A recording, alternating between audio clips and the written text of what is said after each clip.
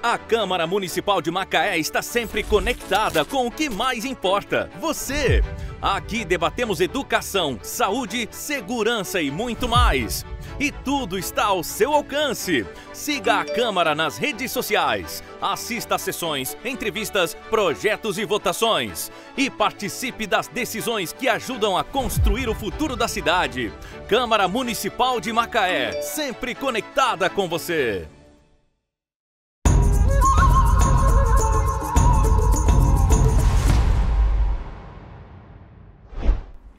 Olá, muito bom estar com você mais uma vez no nosso podcast Culturando, o podcast em que a gente fala de cultura em Macaé e na nossa região como um todo, e das diversas formas em que a cultura se apresenta para nós. Hoje a gente vai falar de cinema.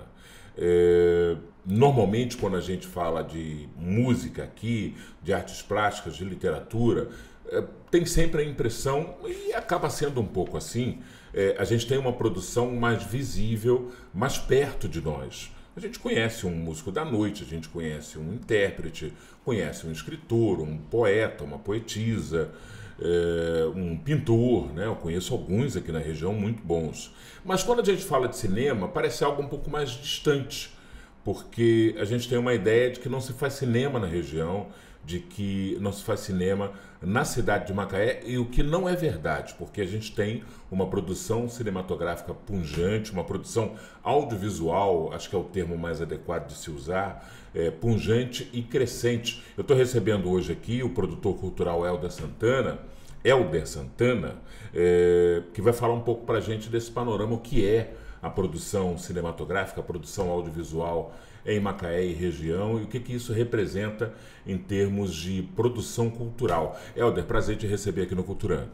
Todo meu, Silvio. Quero cumprimentar aí seus telespectadores, internautas, parabenizar o time máximo que você tem trazido para cá, o Fábio Guma, gloriosa Joilme, figura. Professora Sônia Santos, assim, só time máximo. Então estou muito honrado de estar aqui. Muito obrigado pelo convite.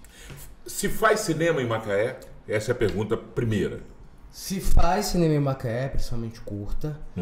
Se faz muito audiovisual em Macaé, de excelente qualidade. E você tem também macaenses participando de grandes produções fora de nossas fronteiras. Então sim, é uma cidade que tem o audiovisual ali na veia. O Helder, gente, só para contextualizar, além de ser um produtor, ele também é responsável, posso chamar de curador, de certa forma, de uma iniciativa muito bacana que existe na cidade, que é a mostra Curta no Museu. Acontece no Solar dos Melos, no Solar dos Melos, toda a última quinta-feira de cada mês, às 19 horas, com a entrada gratuita. Naquele pátio ali da frente. No pátio, a gente joga grande no telão, qualidade de som, qualidade de imagem, num ambiente super agradável, entrada gratuita. E é a janela que a gente tem para mostrar a produção regional, o audiovisual regional independente. Né? Ele tem muito a nossa cara. Por quê?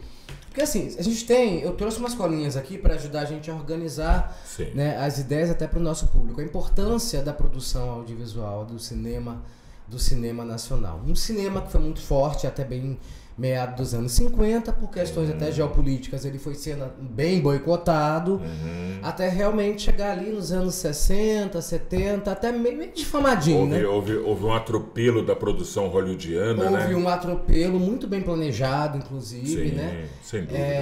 E aí começou a ser injustamente até difamado, muita gente aqui pegou a época, cinema nacional, só tem baixaria. Não é verdade, mesmo quando estava, entre aspas, em baixa, no sentido, né, de ter acesso a salas de cinema, né, de mercado, o cinema nacional produziu grandes joias, né, que marcam até hoje. Tá aí Inocência. Acho que o grande problema é que rolou um pouco de que com a invasão da cultura norte-americana, do modelo americano de sociedade transportado para o cinema e dos ídolos que foram formados no ideário, no imaginário popular pelo cinema americano, só sobrou para o Brasil como modelo atraente a pornochanchada. E aí ficou carimbado como um cinema que só fazia pornochanchada, chanchada pornográfica, perna de fora. E não era só isso, né, cara? E outra coisa, o que acontece? Se você não tem financiamento, A gente tem que lembrar que também é uma indústria. Sim. Então o que acontecia? Os grandes estúdios já com sérios problemas, alguns fechados. Você tem uma perda de público muito grande, porque houve, como você falou, uma propaganda massiva, né? O cinema norte-americano é uma das grandes ferramentas de propaganda dos Estados Unidos. E que contava, corta pra mim aqui, Felipe, que contava com a grana do governo americano. Sim. Não pense assim, Hollywood. Não, o governo americano botou dinheiro em Até Hollywood. hoje. Bota dinheiro. O Estado alemão bota dinheiro no cinema. Francês, indiano, o chinês. indiano bota. Vocês acham que o dorama. Sul-coreano. Os sul-coreanos, esses dramas sul-coreanos, eles ganharam muito como? Isso teve muita bala, muita grana. Como todo grande setor, você tem um investimento na infraestrutura que conta com o apoio do Estado, que gera as oportunidades para o mercado privado se alavancar. Agora, o Estado faz isso com seus objetivos, né? No caso lógico. dos norte-americanos, de maneira muito inteligente, porque cabe a cada nação fazer fazer política o seu. internacional. Política internacional, vender uma boa imagem. Então, ficou para cá, para o nosso mercado, para a produção nacional, um produto com um custo-benefício que compensava, que era a porno chanchada. Isso. Né? Por quê? Porque tinha um custo-benefício bom de fazer, era barato de fazer e chamava atenção, chamava público, né? Porque é um tema que sempre chama público. Né? Qualquer cultura é um tema que sempre chama público. E aí você tem aquela retomada ali, muito bonita, começa com a Carlota Joaquina, né? Da Carla Camurati, né? Não tem parado total, mas assim, eram poucas iniciativas que eram viáveis. Você tem grandes documentários e grandes filmes, já mesmo sendo feitos, né, mesmo nesse período de baixa, mas a Carlota, ela é como se fosse um símbolo, né, de uma retomada, e de lá para cá a gente vem tendo uma grande, né, uma retomada do cinema. O Brasil é um país midiático, assim, é um país de cinema, de audiovisual.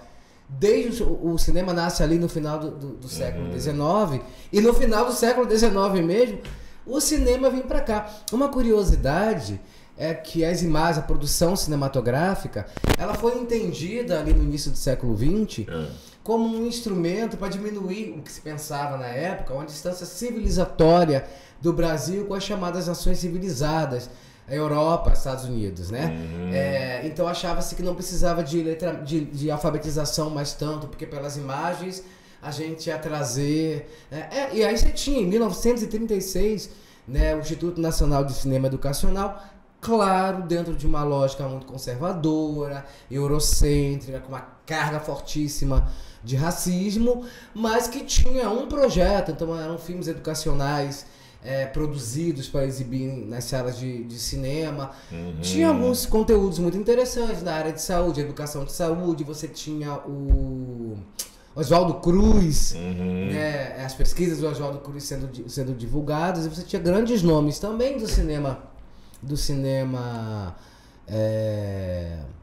de ficção comercial, trabalhando para esse instituto, que depois passa um pouco até a ser mal visto. Por quê? Porque ele realmente foi colocado dentro de, muito inspirado no Instituto de Cinema Educacional italiano, fascista, à época, bem fascista, com uma toada bem fascista, mas muito bem estruturado, para você ter noção da importância que a produção audiovisual, a produção de cinema sempre teve no Brasil e nos Estados Unidos e outros lugares. Porque o cinema ele é gerador de identidade, ele é gerador de memória, é uma produção que ela gera emprego e ela educa. São quase 80 mil empregos gerados diretos só o ano passado, e isso porque a gente só está com 10,1% do mercado brasileiro e tende a crescer a nossa parcela, né, dessa fatia, a nossa fatia de participação do audiovisual e do cinema nacional. E o caminho para crescer é o aumento, do incremento, o fortalecimento das agências de fomento, como por exemplo a Ancine. O caminho é esse aí? Também o Estado brasileiro fomentar o cinema como os Estados Unidos fizeram lá no passado? Sim, porque assim, todo o setor, o cinema, o audiovisual, ele não é uma atividade barata, não tem como ser barata. Os profissionais são qualificados, você precisa de tempo, você precisa de equipamento, tem os imprevistos, então todos os insumos, sejam eles humanos ou materiais, são insumos que têm um valor mais alto.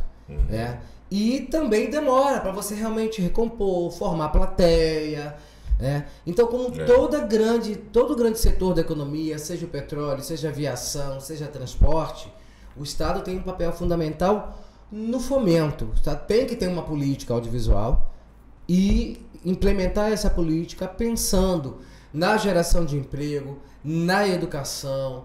O audiovisual, ele é um grande fomentador do turismo.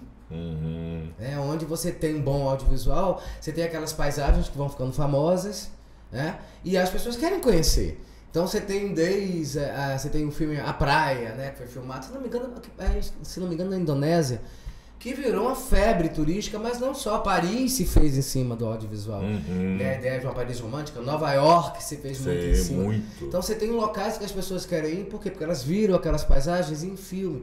Aquilo também vem de um estilo de vida, né? Muito do que a gente veste, das atividades esportivas, a comida que a gente gosta de comer, propaganda, né, que vem na produção do cinema, né, que é vendido pra gente. E a gente tem muito que oferecer pro Brasil e pro mundo. O Brasil é um país cheio de cultura, o Brasil é riquíssimo em música, ele é riquíssimo em maneiras de se vestir, de se alimentar.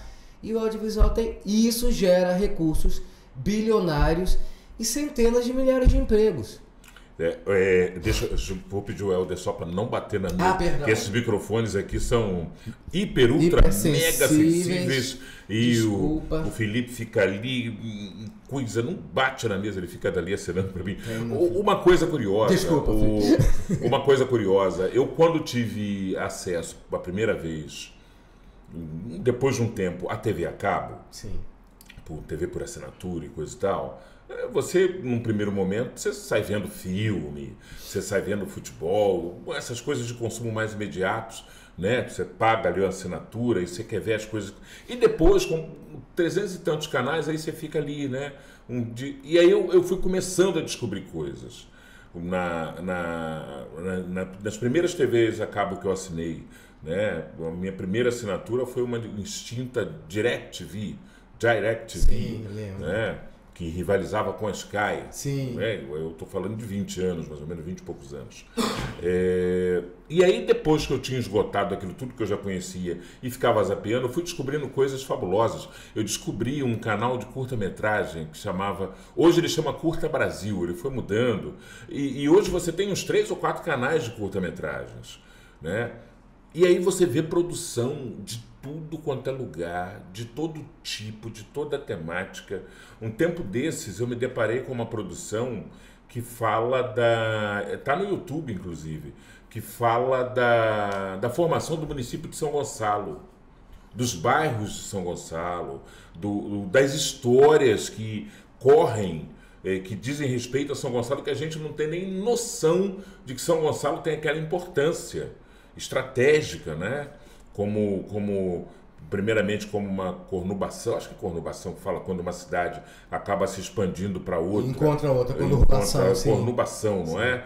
De Niterói, né? Uma coisa assim, um dormitório de Niterói até. Eu lembro das minhas aulas de geografia, a professora Marli, conurbação. Conurbação é uma palavra esquisita, né? Parece conurbação. E assim, aí você vai encontrando coisas muito curiosas, muito pitorescas, né? Das regiões. Agora mesmo aqui em Macaé tem um pessoal também fazendo uma produção sobre Carocango, sobre a Serra Macaense, todas as histórias envolvendo aquela região ali. A nossa cidade, a nossa região tem bastante produção de curta, não tem? Nossa cidade tem bastante produção de curta-metragem. É muito apaixonada pela própria temática. Agora, dia 25 mesmo, né? Os 2 filmes, que é o Azul Petróleo e Correnteza, né? Do Gabriel. O Gabriel tá querendo MBTV Filmes. Sim. São gravados aqui. E eu tava observando com ele que, assim, a forma como... Porque cada diretor de fotografia, cada diretor, né, quem vai contar a história, vai botar o seu toque, o seu estilo, a sua maneira de ver. Então você vê sempre a sua cidade, mas tem sempre um olhar que você não vê, uma rua, um local, uma temática, que tem muito material. E Macaé é linda, é uma cidade linda. E tem muita história impregnada. Tem muita história impregnada e ela é fisicamente linda, apesar da gente ter sofrido um pouco com o crescimento desordenado ali dos anos 80, 90 no boom do petróleo, que tirou muita paisagem que poderia até servir de cenário. A gente vive no meio do paraíso. Qualquer lugar mais alto que você vai em Macaé, você tem uma paisagem de cinema. Sim. Você fala, gente, eu moro dentro do paraíso, às vezes nem eu vi essa paisagem. Não desfruto disso, né? Assim, então, na plenitude. Então tem muita gente, né? E tem também treinar o olhar fotográfico. Eu acho que é isso aí. É muito treinado pelo pessoal também da fotografia. O João, mestre João, que é o fotógrafo de Macaé, o Rômulo, Cláudia. Sim. Então, assim, tem muito mais. Lívio Campos, Lívio Campos, tem a Ana Chafan, que é incrível. Então, assim, são gerações e mais gerações de fotografia que treinou o nosso olhar também, né, fotográfico para a cidade, que é claro que isso vai também influenciar a forma como a gente vai, né, mostrar a nossa cidade quando a gente parte pro audiovisual. Então tem uma cidade que tem tradição de grandes artistas, mas que tem um elenco incrível, a Escola de Arte Maria José Guedes, assim, a gente tem várias iniciativas de treinamento de atores. Qualificação de mão de obra. Qualificação de uma mão de obra, né? Então, assim, a pessoa de captação de imagem também se deve muito a uma cidade que se demanda muito audiovisual de treinamento, as empresas da área offshore demandam para vídeo treinamento, filmes institucionais, com o advento do YouTube, então você começa a ter essas empresas contratando para filmes que vão para a internet, né, para as redes sociais, para se autodivulgar, e algumas demandam um material mais qualificado, mais sofisticado e maior produção, e isso tudo gera oportunidades da galera do audiovisual colocar o seu trabalho ali. Pode ser para publicidade, pode ser, eu cansei de produzir filme institucional, escrever, produzir, apresentar, mas quando você vai levar aquilo também para o seu olhar artístico, você você já conhece uma equipe que você pode formar, você tem noção dos melhores equipamentos, você leva aquele conhecimento também para o audiovisual artístico, né? Seja ele documentário, seja ele ficção. E Macaé tem sim mão de obra mais do que qualificada, grandes artistas, diretores incríveis, roteiristas que você fica de queixo, porque tem coisa que você lê no roteiro e fala, meu Deus, vamos botar isso em pé, gente. A gente falou de alguns nomes aqui e deixa eu citar um nome também muito importante, que é o Fídias Barbosa. O Fídias é uma grande referência. Que tem um roteiro sobre o mistério da Imbetiba com o Márcio Gonçalves. Sim, o grande Márcio. Eles estão tirando esse roteiro aí do papel, já estão produzindo um material todo gravado aqui, né, no bairro Imbetiba, nas imediações, e assim, muito interessante. O Helder, o Glauber Rocha falava que era uma ideia na cabeça e uma câmera na mão, não é isso? Essa frase é dele, se não me falha a memória. Sim. E hoje a câmera ficou muito mais compacta, que pode caber num smartphone, e que dependendo da qualidade do smartphone, você tem uma captação de imagem fabulosa. De alta qualidade. Ou seja, tá mais fácil produzir conteúdo, a questão da qualidade técnica, são outras questões, mas efetivamente tá mais viável produzir conteúdo, e também porque o preço das coisas ele foi equacionando, né? No mercado internacional de um modo geral, uma câmera hoje, uma câmera profissional custa muito menos em dólar, quando a gente pareia com o dólar, custa muito menos em dólar do que custou 30 anos atrás. Óbvio, sim, com certeza. Além de serem enormes, monstruosas, hoje elas são pequeninas e com a mesma qualidade e custam menos. E aí eu fico pensando, quando cheguei aqui em Macaé, eu ficava andando na cidade, algumas casas infelizmente já sucumbiram. Sim. Algumas casas, algumas edificações aqui sucumbiram, foram derrubadas, viraram prédio. Mas ainda existem algumas casas que são muito icônicas, chamam muito a atenção pelo estilo arquitetônico, pela beleza, pelo traço. Você percebe que aquela ali é uma casa de um projeto contratado por uma família de classe média. Eu acredito que a arquitetura conta muitas histórias, né? E aí eu queria deixar isso como até uma opinião, uma dica, uma sugestão, estimular alguém a contar as histórias de Macaé a partir das residências, que ainda estão aí de pé, que ainda a especulação imobiliária não tombou, não jogou no chão. Nós não temos, infelizmente ainda, uma política de acervo e patrimônio histórico municipal, né, com fomento, com tombamento, com esses instrumentos legais. A gente conta muito com a complacência dos proprietários, mas a gente sabe como é que é a especulação. Então, se a gente uma dica, um pedido que eu faço, fazer um registro desse casario histórico que ainda está aí, cara. Sim, isso é a muito gente entra ali pelo Miramar, Visconde de Araújo, você vê casas... Miramar, se não me engano, se não é o primeiro, mas um dos primeiros bairros planejados do país. Do país, né? Difícil você ficar engarrafado no Miramar. Você vê tem uma foto dos anos 30, salvo engano, tirada lá do Morro de Santana, que pega o Miramar, e você vê todo o ruamento do Miramar desenhado, já delineado, tudo vazio, quase pouquíssima coisa ocupada, mas você já viu o ruamento, todo ele delineado, paralelas, quadras com tamanho razoável. Né? Assim, muito interessante, realmente. Então, assim, você tem... Parece um detalhe. Só retrocedendo... Poucas ruas com poucas ruas sinuosas. Poucas ruas sinuosas. Muitas ruas retas. De reta, tipo o Parque Aeroporto também, já é um exemplo histórico de bairro também de planejamento. Já mais para cá, para a década de 80. Mas, voltando um pouquinho àquele tópico que você pegou do barateamento do maior acesso, é claro que tem materiais, né, tem produções audiovisuais que exigem equipamentos que ainda são caríssimos, né? Que são caros, né? Mas em boa medida é possível você fazer grande audiovisual com equipamentos bem mais acessíveis. Isso se deve à revolução do digital também, né? Quando acaba aquela do filme, quando você entra com o digital, aqueles sensores, aqueles equipamentos, então a chegada das DLSR... Cartão de memória, né? Aí você os cartões de memória, então você começa a ter as iluminações de LED, né? Que no equipamento só você tem luz fria, você tem luz quente, né? Tem os filtros.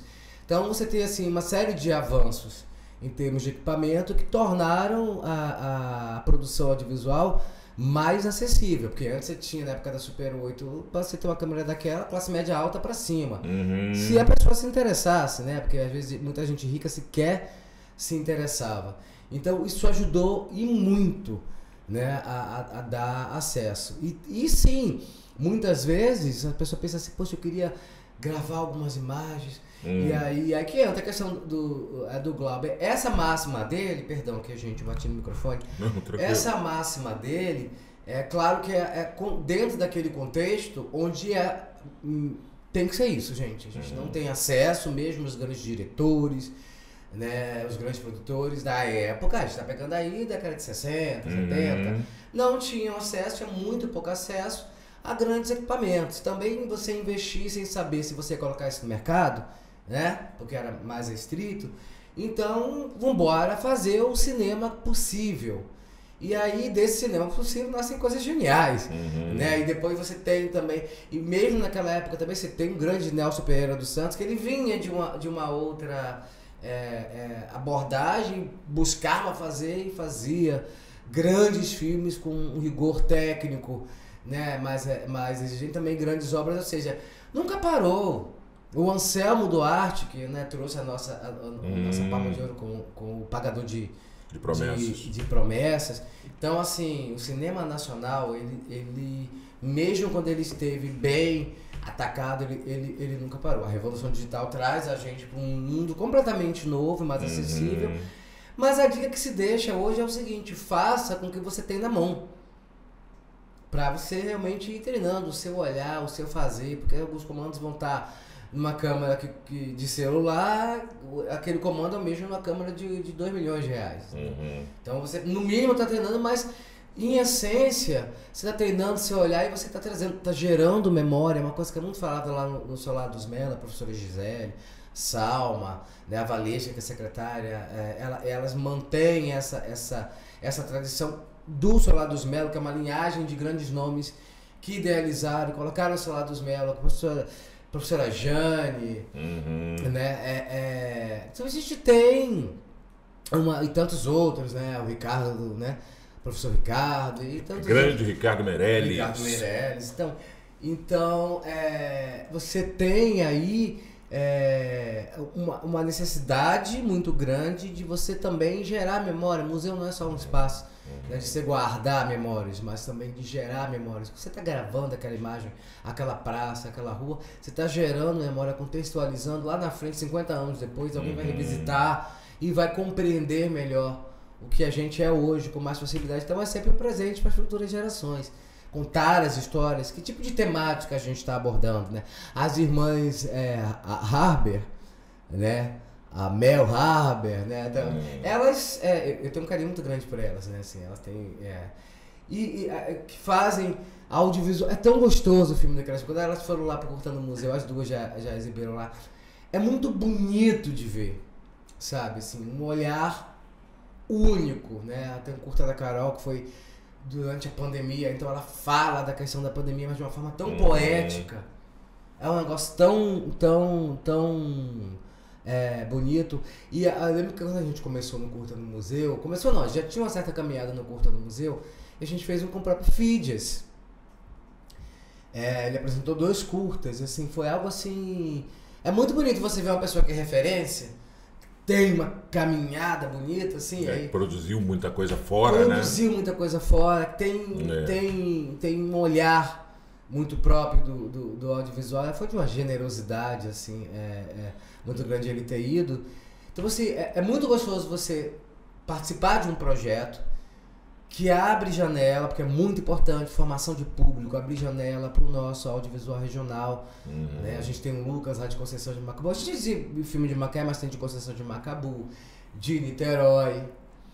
A gente falou agora há pouco aqui sobre a importância da produção audiovisual, inclusive em relação à economia, o quanto ela gera de ganho. Quando a gente pensa a nossa cidade, a nossa região, qual a importância da produção audiovisual em termos de economia? Eu falo de geração de salário, geração de emprego, automaticamente geração de salário, movimento de economia, um olhar que a produção lança sobre as cidades, sobre a região. Em termos regionais, a gente, para falar de audiovisual em Macaé, não pode deixar de falar da publicidade, porque ela demanda. Sim, claro. Ela demanda. É um negócio da economia, um negócio muito pujante da economia. Muito pujante e já não é de agora, bastante tempo. Então você tem também a comunicação pública e governamental, que também, demanda bastante. Mas é muito importante falar de um olhar que foi uma conquista coletiva, que foram os editais e principalmente para o audiovisual, a Lei Paulo Gustavo. Sim. Então os números para Macaé foram números interessantes. É muito dinheiro. Não é muito dinheiro, mas é um dinheiro que deu para as pessoas produzirem material com tranquilidade, se remunerarem. E que veio num momento estratégico e traumático, né, cara? Traumático, né? E foi muito catalisador, porque ela se alimenta do fundo setorial do audiovisual, né? Até aquela taxa Codacine, as grandes produções, médias produções, e até pequenas produções registradas, elas deixam um pedacinho daquilo, e aquilo vai para o fundo audiovisual. E por uma série de fatores que a gente não precisa abordar aqui agora, mas que deve ser abordado e deve ser conhecido. Ficou ali aquilo parado. E houve até uma tentativa de quando eu falo desviar, não no sentido de roubar, mas de redirecionar, de neutralizar, aquele recurso para outras áreas, como se esse setor do audiovisual não fosse importante, tivesse gente ali que tem que botar comida na mesa, sabe, pagar boleto de apartamento, fazer supermercado, né? A gente vive algo que às vezes é muito idealizado, como, não, mas o trabalho do audiovisual, a grande maioria é isso, é um trabalhador, sabe? Ele precisa pagar a prestação do carro, pagar o aluguel, pagar a prestação do apartamento, né? É um setor da economia que envolve centenas de milhares de... É uma indústria. É uma indústria extremamente importante. A indústria total do audiovisual no Brasil, ela hoje é maior que a indústria do turismo. E nós vivemos num país onde o turismo ele é cada vez mais forte. Não sabia. Ele é maior. Ele movimenta números maiores. Agora, daqui de Macaé, né, foram aplicados aqui por volta de R$1.375.000 na Lei Paulo Gustavo. A Lei Paulo Gustavo, só para a gente contextualizar, ela veio em meio à pandemia, né, recebeu esse nome em função do ator Paulo Gustavo, ator e humorista que foi vítima do coronavírus. Ela veio para fomentar, para dar um suporte pro profissional da cultura, que foi uma das primeiras atividades paralisadas e uma das últimas a retomar, né?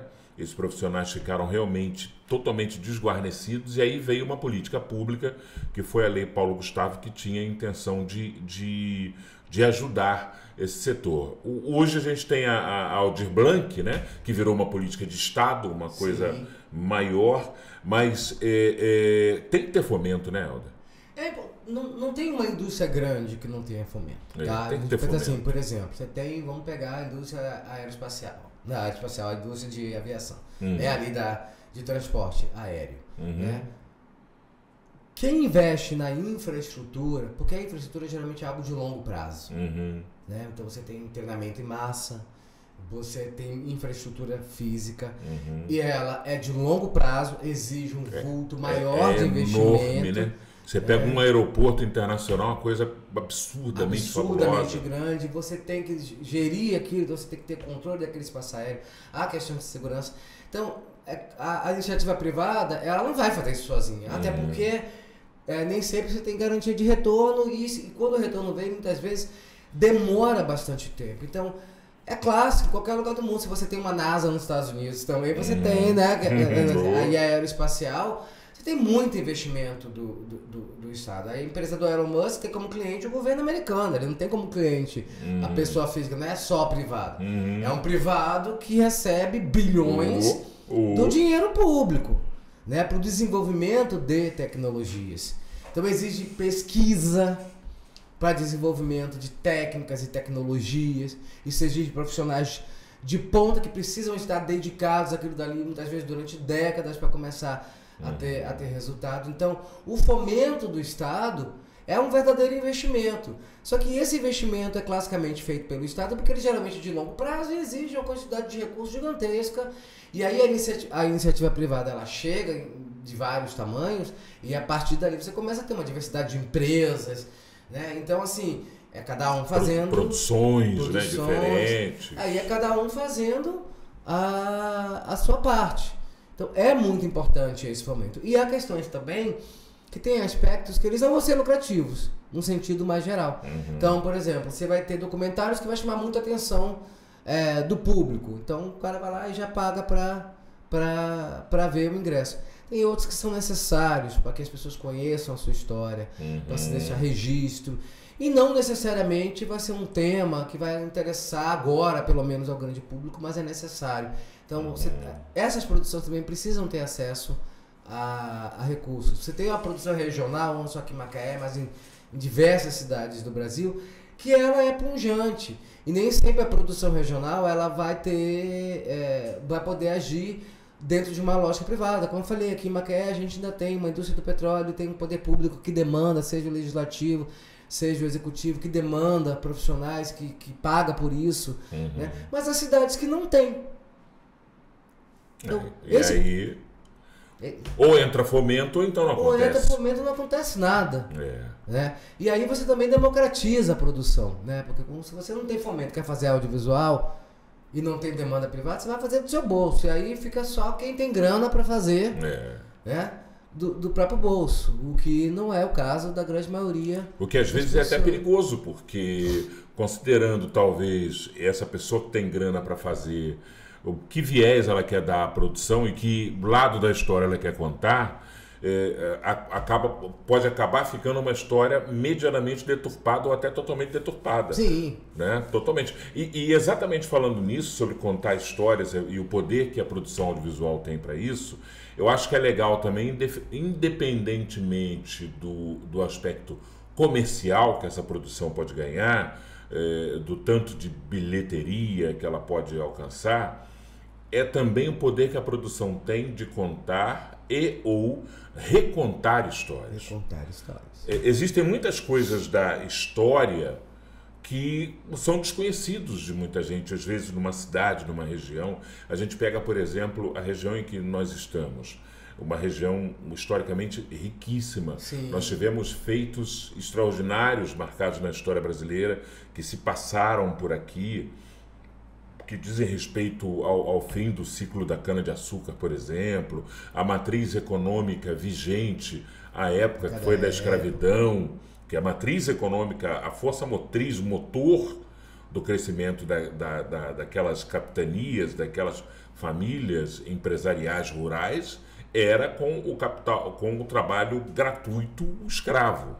Né? E se ganhava muito dinheiro até por conta disso, porque você tinha um trabalho não remunerado. Não remunerado. E isso fazia você ganhar muito dinheiro, entendeu? São muitas histórias. A gente tem um canal, por exemplo, que liga Macaé ao município de Campos dos Goytacazes, canal Campos Macaé, que foi todo ele construído por escravos. Já foi, não sei se ainda é, mas já foi considerado o maior canal artificial do mundo. Não sei se ele ainda é hoje, mas talvez seja um dos 5 ou 10 maiores canais do planeta, coisas artificiais. Muita gente não sabe disso. Muitas pessoas, muitas personalidades, muitas pessoas que deixaram a sua contribuição cultural, política na cidade, que a gente precisa lançar luz sobre elas. redescobrir essas histórias. A gente tem um grande ator, né, no meu conceito, o maior ator que já nasceu aqui nessa região, que é o Eliezer Gomes, já falecido há muitos anos. Ele nasceu onde hoje é Conceição de Macabu, mas era Macaé. Era Macaé. Como a Ângela Maria, né? Os artistas, a Ângela Maria, personalidades incríveis, com histórias muito bonitas, que deixaram sua contribuição, e recontar essas histórias é muito importante para a gente ter, né, uma noção mais diversa, tridimensional mesmo, da nossa própria história. Eu tava vendo eu sou apaixonado por documentário. Então, assim... Eu gosto muito também. Eu gosto muito. Gênero, eu adoro atuar em ficção, gosto de escrever ficção, trabalhar para a ficção, mas eu sou, assim, muito apaixonado por documentário. E você descobre coisas incríveis. É impressionante. Assim, eu li um documentário que me deu a dimensão, você tocou na questão da escravidão, que me deu a dimensão do que foi realmente a indústria do tráfico e da escravidão, que ela teve a mesma importância das big techs, da indústria do petróleo, durante séculos. Então, você olha para tudo quanto é lado, imagina qualquer grande instituição, famílias reais, países, grandes cidades, Amsterdã, tudo fundamentado sobre a escravidão. Sobre o capital levantado da escravidão. Então, você tem documentários que eles vão levantar, vão conversar com historiadores de economia, vão conversar sobre outros profissionais, que eles vão mostrando como isso se deu, a importância que se tem, que não existiria uma economia brasileira como ela é, sem 200 e tantos anos de sem as capitanias hereditárias. Sem as capitanias hereditárias. A primeira lei de cotas, né?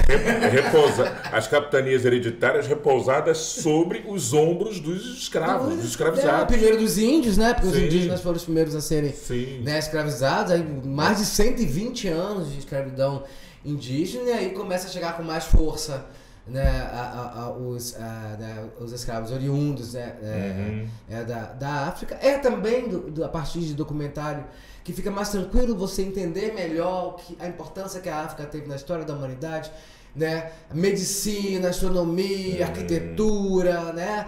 O legado, né? Continente. Quem foram aquelas civilizações que levaram para a Europa hábitos que depois jogavam muito na cara da gente que não é civilizado, mas que foram de civilizações norte-africanas que foram levadas para lá. Isso tudo é descoberta muito através do audiovisual, porque ajuda. É claro que é importante, nunca substituiu, nem tem um propósito, nem vai substituir a leitura de artigos, a leitura de grandes livros. Coisa que a gente está falando dos processos de escravização, mas serve para outras áreas também que o audiovisual pode ir buscar, lançar luz, que é o seguinte: você diz que não substitui uma leitura de livros, de artigos acadêmicos, mas as produções buscam também essas fontes. Por isso o documentário é algo para mim tão rico, talvez seja proporcionalmente o modelo de conteúdo de audiovisual que eu mais consuma diante da televisão, ou a entrevista, ou documentário.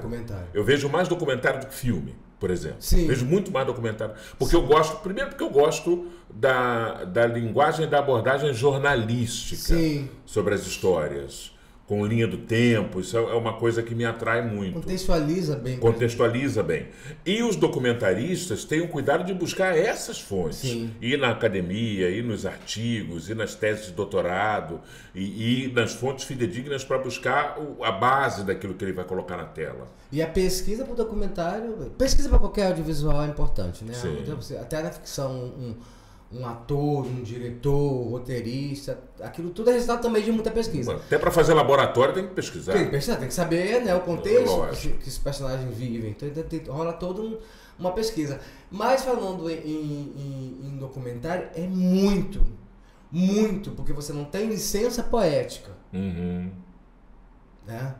Seria uma desonestidade com quem vai...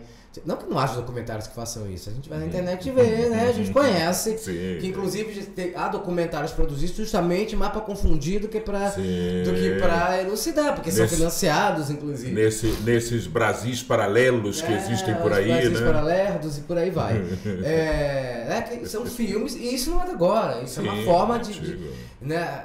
Numa guerra, seja ela qual for, né? Tem essa frase clássica. Agora não vou me lembrar quem falou, mas a primeira vítima é verdade. É verdade, né? Porque você tem que difamar o outro de qualquer maneira para justificar o que você vai fazer, o seu ataque a ele, sem que outras pessoas se ressintam disso. Mas um documentário feito de maneira honesta, clara, ele precisa de uma boa pesquisa. É o que eu falo, aqui na região, a gente tem grandes professores. Você entrevistou a professora Sônia Santos, mas o Ricardo Meirelles é uma coisa incrível de conversar. A vontade que dá de falar assim, olha só, vamos fazer o seguinte, é um ano conversando só com o Ricardo Meirelles e vai faltar... a gente sabe muito, né? É gente que sabe muito, entendeu? Assim, você tem no campo artístico aqui de Macaé, Ademir Martins é uma sumidade, porque ele é um grande diretor, ele é um grande ator e ele é um profundo conhecedor do teatro. Então você vai fazer aula com o Ademir, você não está só praticando teatro, você está conhecendo e ele vai jogando isso. Então assim, a gente tem em Macaé um campo técnico, um corpo técnico, um corpo artístico muito poderoso. Muito então, bom. você acha que o audiovisual ele vai buscando, parece um tomate, né? Porque ele pega a fotografia, ele pega a dramaturgia, ele pega a direção de arte, ele pega a direção de... Qual que você acha que você imagina, que você projeta que vai ser o futuro do audiovisual aqui na nossa região? Tem campo para crescer?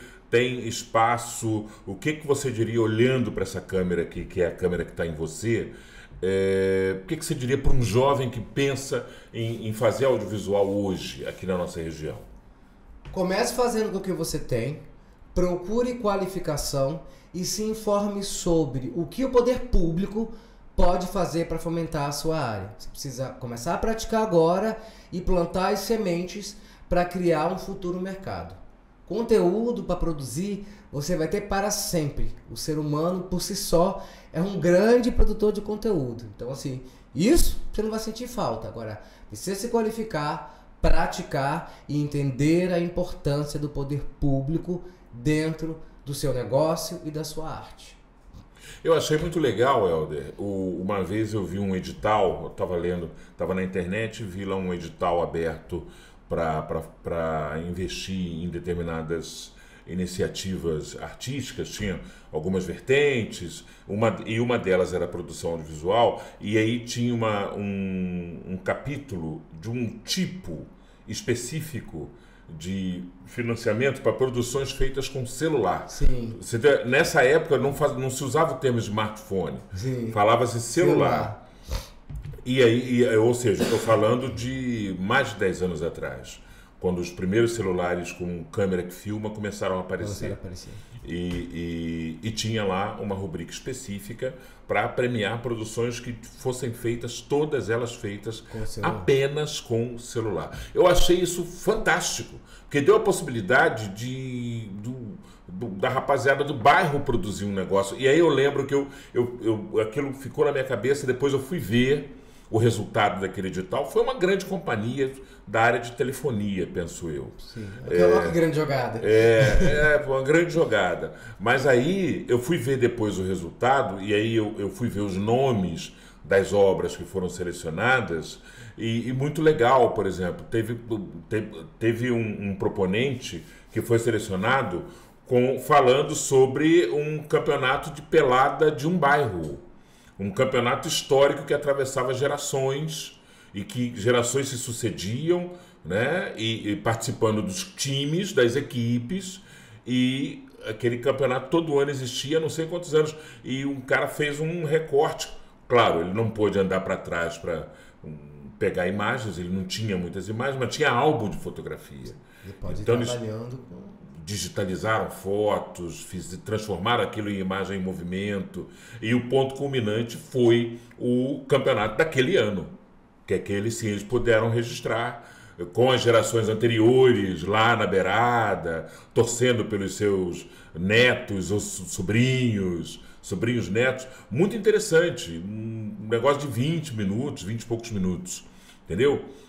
Então, muito legal, e isso é democratização, né? Você dizer, ó, pode fazer assim, que assim eu aceito. E aí, pô, todo mundo tem um aparelho celular na mão. Silvio, o professor Rafael Costa, aqui da UFRJ, eu tive a alegria, a oportunidade de trabalhar com ele, tem alguns anos. Ele é sempre um grande parceiro do audiovisual, porque ele é um apaixonado pelo audiovisual. Ele é um professor muito profícuo. E durante um período nós trabalhamos com oficinas. E aí passava roteiro, né? Você ia orientando, né, jovens de escolas a trabalhar com produção audiovisual, né? E assim, eles tomavam a dianteira das temáticas, da forma como a coisa deveria ser feita. Então, assim, ninguém conta a sua história melhor do que você. Então, numa dessas oportunidades, a gente fez uma oficina, inclusive lá no Salão dos Melos, e dava-se noção de roteiro, enquadramento, iluminação, de como usar a câmera do celular. E foram jovens de vários bairros. E aí uma coisa que eu notei que é muito interessante é o seguinte: quando a gente fala de determinados bairros, já está estigmatizada a questão da violência, como se a violência fosse uma exclusividade daquele local. Quando as histórias voltaram, era cada coisa emocionante que você não acredita. O olhar de dentro, o olhar de quem é dali, a sofisticação do olhar das histórias, a seleção dos personagens que eles foram buscar. Então, assim, no dia, né, que esses projetos geralmente tem uma combinância, você faz uma amostra, né, do todo. Foi muito lindo, histórias das Malvinas, histórias do Lago Mac, do Visconde, né? Então você tem, assim, é um olhar único. Por mais que você queira contar a história de alguém, você vai contar do seu ponto de vista. Que tudo bem, pode ser interessante, mas é essencial que seja contado do ponto de vista de quem vivenciou aquela história, porque vai trazer uma riqueza única. Então, quando você tem um celular na mão, quando você pode contar... E eu lembro uma vez, tem um livro muito interessante, agora eu não vou lembrar o nome, mas é um livro de perguntas e respostas, em que o Paulo Freire, ele falava já na época, ele falava assim: poxa, o ideal seria que a gente pudesse colocar os gravadores na mão dos alunos, para eles irem entrevistar as pessoas sobre os temas que a gente pode discutir em sala de aula. Seria mais legal ainda se pudesse ter câmera, mas naquela época nem pensar, né? Mas isso a gente está falando inimaginável, de uma entrevista que foi da década de 60, muito antes dele ser preso e dele ser, né, exilado. Mas ele já tinha essa ideia de uma democratização da produção audiovisual e entender que ela é quanto mais rica quando ela está na mão de quem vivencia aquela história, sabe? Eu não quero contar... É importante que todo mundo possa falar sobre tudo, mas aquela pessoa que vivencia aquela história, que mora naquele bairro, que é daquelas... A importância do audiovisual regional passa por aí. É o legítimo o ator local, né? É o quem vai contar a história de Macaé melhor do que quem vive aqui? É lógico. O Walter Salles, com toda a sua genialidade, não consegue contar a história de Macaé igual um nativo macaense. Quem vivencia aqui, por que busca tanto entrevistar... Quando você vai fazer uma ficção, lindo, um trabalho incrível, né? E um trabalho histórico também, porque abre portas. As grandes produções também abrem portas, giram a economia, trazem visibilidade. Atraem a opinião. A atenção, joga luz para momentos ainda que dolorosos da nossa história, mas com um olhar muito sensível, que não polariza, mas que une. Né? Só que isso é uma forma... O olhar local, ele é tão importante quanto. É ele que vai treinar. Se você quer ter um grande jogador de futebol no Flamengo ou num time internacional, Esse cara tem que ter começado jogando futebol na quadra da escola, no campeonato lá na beiradinha lá da periferia. Da periferia, no bairro que ele mora, ele vai começar a ser forjado ali. No caso do audiovisual, ainda mais interessante, porque hoje com as plataformas, com a possibilidade que a gente tem, YouTube, tem Netflix, é importante negociar o cinema regional, o audiovisual regional, com essas grandes plataformas, porque há interesse nisso, então você pode produzir aqui e o cara te assistir na China e remunerar por isso. Sim. Mas também você tem outras milhares de plataformas que também se dedicam e dão valor. Então isso requer treinamento, qualificação e sim, requer políticas públicas. Até para que o mercado privado ele floresça, requer políticas públicas e fomento, ou seja, verdadeiro investimento do Estado. Investir agora para colher depois. E principalmente para fechar, tanto quanto tudo isso que o Helder falou, também um olhar condescendente do consumidor final dessa produção, que é o telespectador, que é o cidadão comum, para entender a importância e a validade de consumir o que é produzido aqui e não ficar apenas com essa ideia de que só é bom aquilo que é feito fora. Claro que isso se diluiu muito, essa tendência se diluiu muito. A gente tem visto aí as plateias da produção nacional cada vez maiores. Voltamos a ter mais de 10%.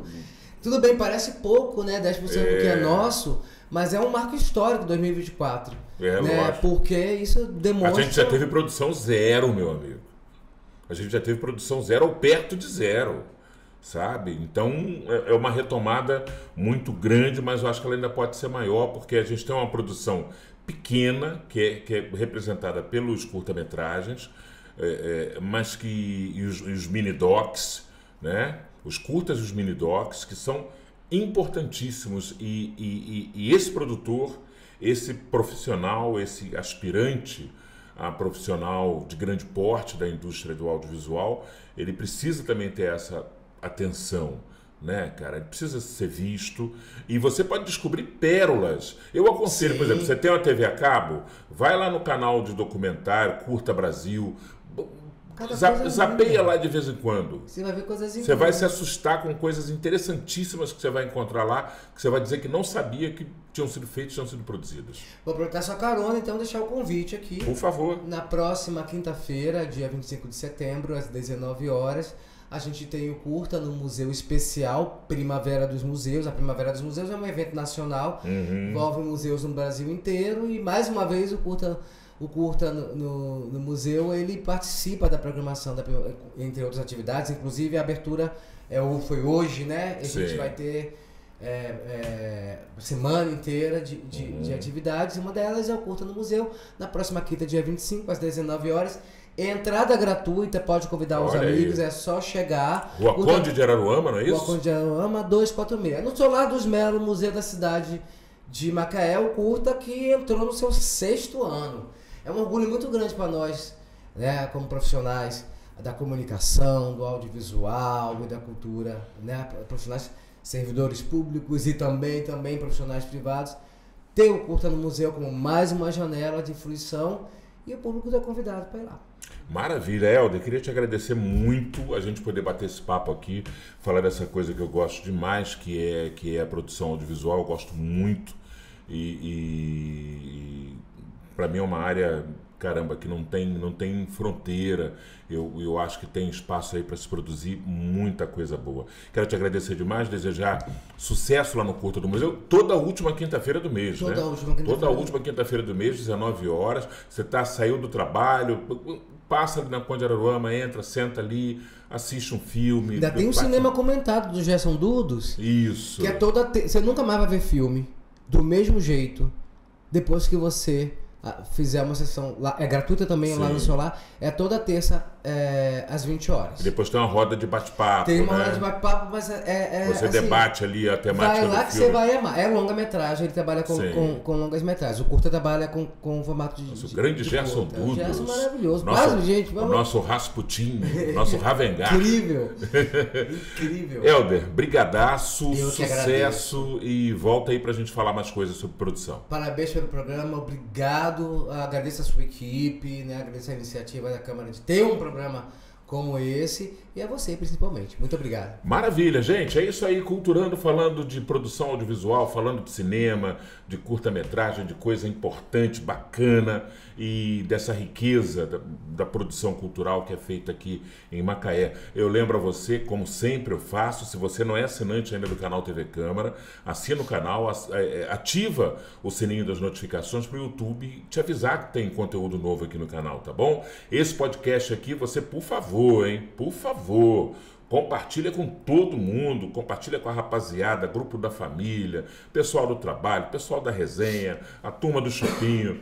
Compartilha com todo mundo, que é para o pessoal saber que isso tudo está acontecendo aqui em Macaé, tá bom? Temos um encontro marcado na nossa próxima edição. Forte abraço e até lá!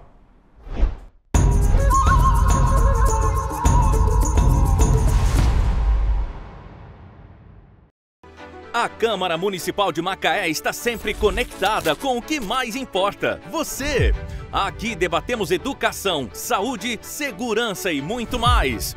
E tudo está ao seu alcance. Siga a Câmara nas redes sociais, assista a sessões, entrevistas, projetos e votações. E participe das decisões que ajudam a construir o futuro da cidade. Câmara Municipal de Macaé, sempre conectada com você.